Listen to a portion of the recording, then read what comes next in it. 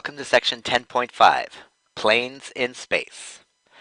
I have to admit that every year when we come to this section, I'm reminded of one of my favorite Muppet skits, known as...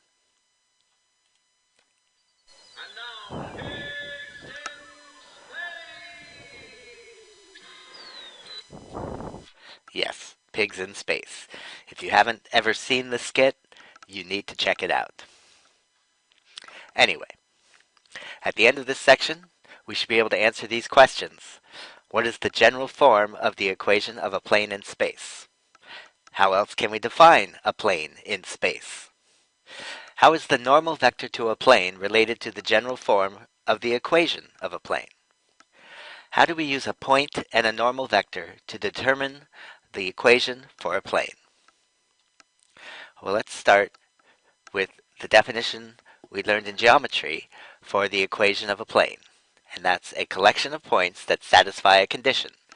And it looks like this: ax plus by plus cz equals d. An example would be 1x plus 1y plus 0z minus 2 equals 0.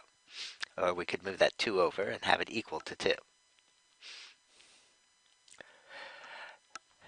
In our vector chapter, we can see that a plane can also be defined with a single point and a vector perpendicular to the plane through the point. To see how this works, let's imagine a plane that is parallel to the floor of our classroom, but raised to the level of our desk. So we have this flat plane throughout our classroom that is the same level as our desks. To define that specific plane, we need to include both pieces of information. First, that it's parallel to the floor, but there's a whole set of planes, an infinite number of planes that are parallel to that floor. So we lock it in place by saying it's the height of the desk. We pick a point that's exactly the height of the desk and say that the plane must pass through that point as well as be parallel to the floor. Here we can see how we can convert from one representation of the plane to the other. Let's say we're given a point on the plane, x0, y0, z0, so a specific point that's on the plane. And we're also given a vector normal to the plane, where normal means perpendicular. So our vector n being ai plus bj plus ck. We can get the equation for a plane given those two pieces of information. Here's how we're going to do it. Just follow along and see how I do this. And once we've worked through the math once, you'll see how easy it is to convert from one to the other. So we're going to start by picking a generic point, xyz, also on the plane. Not the specific point that we were given, but we're going to represent this variable point xyz on the plane. And we're going to create a vector between that specific point and our variable point xyz. To create a vector, we subtract the first point from the second point to get a direction vector. So that's what I did right here. My first point was xyz, my second point was x0, y0, z0.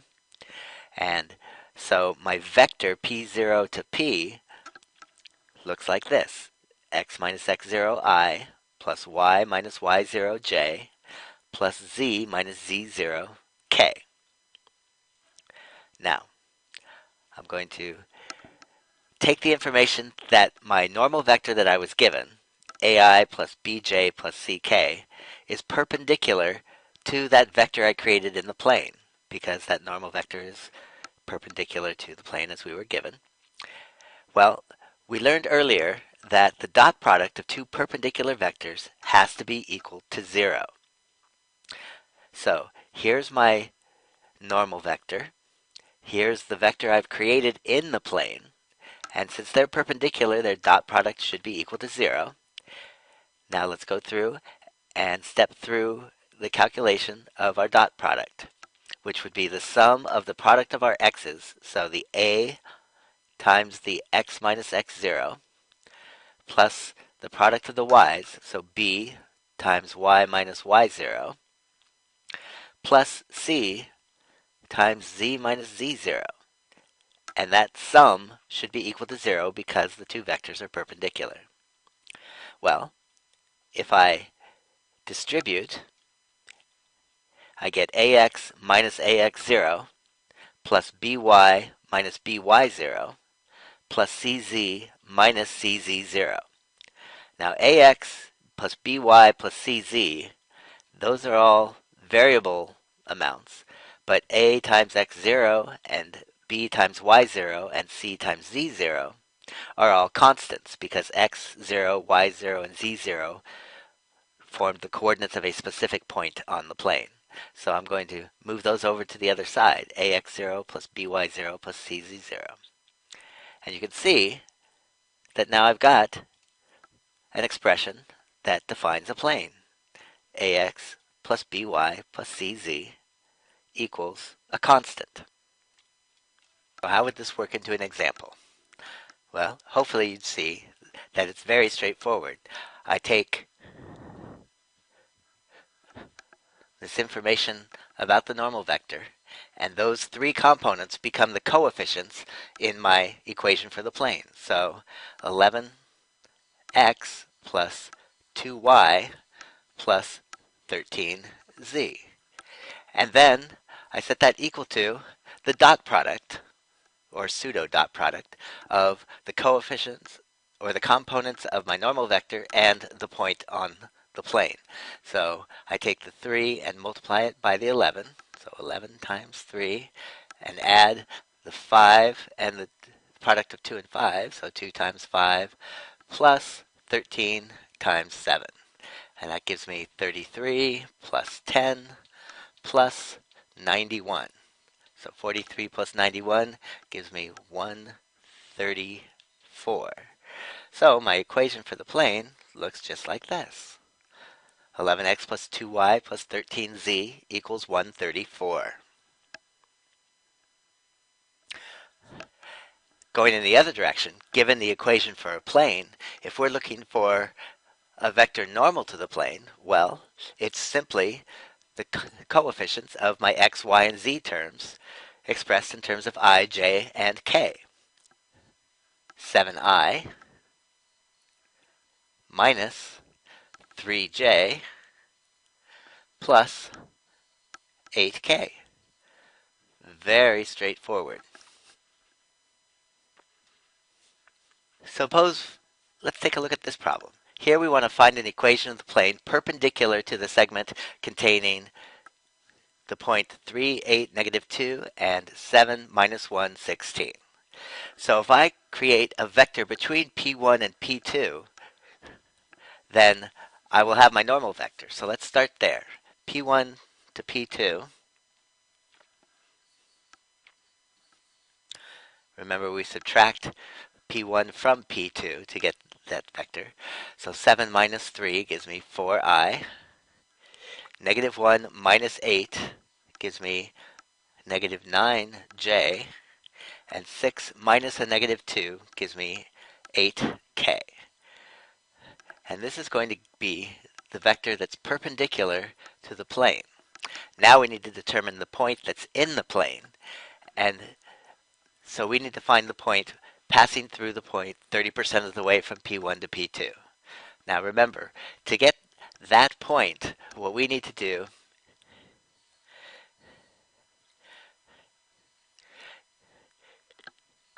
if we call this P1 and P2,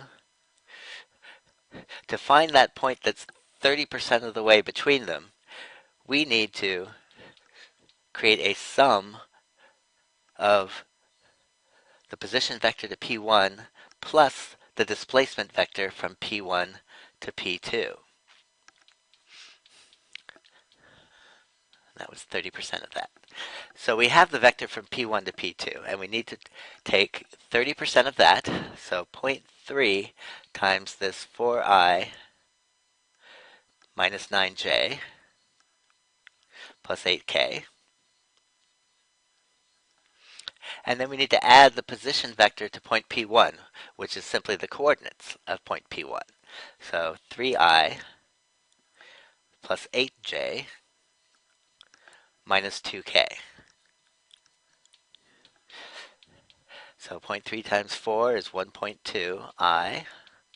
0.3 times negative 9 is negative 2.7 J.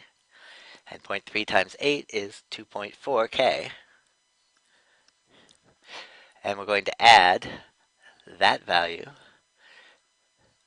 to OP, the position vector, to point P1.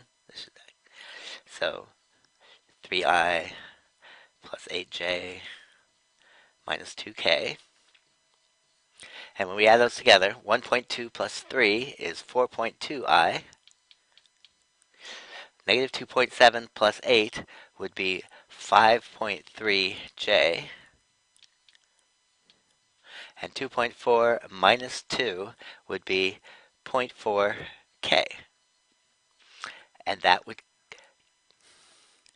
give me actually the direction or position vector to the point 4.2 plus 5.3, or the point 4.2 comma 5.3 comma 0.4, and I have my position vector of 4, negative 9, and 8. So 4I, negative 9J, and 8K.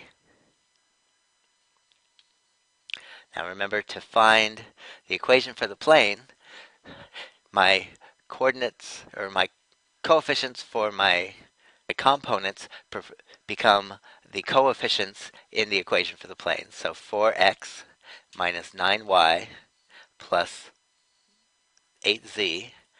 And to get the constant, I multiply those components by the point in the plane. So 4 times 4.2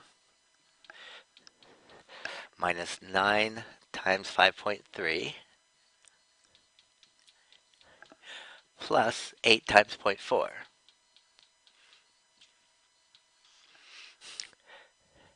So we get 16.8 minus 47.7 plus 3.2. 16.8 and 3.2 add up to 20, so 20 minus 47.7 should be negative 27.7. If we check our equation, 4x minus 9y plus 8z equals negative 27.7. Here's a final problem.